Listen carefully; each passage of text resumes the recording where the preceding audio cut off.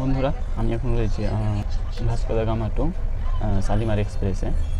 আর আমাদের ভারতবর্ষের যে ট্রেনের খাবার দাবার ব্যবস্থা কোনো এয়ারপোর্ট থেকে কম হয়নি।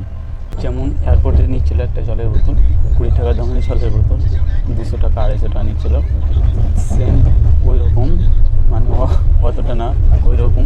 এখন তো এয়ারপোর্টের এটা যা হোক কত রকম আন্দোলন করে কী করে কম, তবে এই ট্রেনে যে খাবার দাবারগুলো এক তো 15 টাকা লিটারের জলের পানি 20 টাকা নিচ্ছে। 20 रुपीज़ 1 लीटर का। IRCTC वाला 15 वाला नहीं है।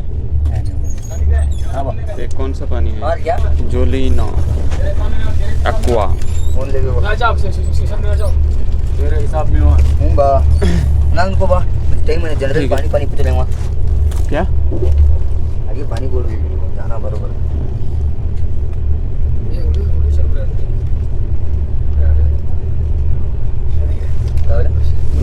क्या कर रहा वीडियो? क्या ये मेरा ब्लॉगिंग है। যেটা 80 টাকা দামের খাবার ভাত রয়েছে, তো ওটা নিচ্ছে 130 টাকা।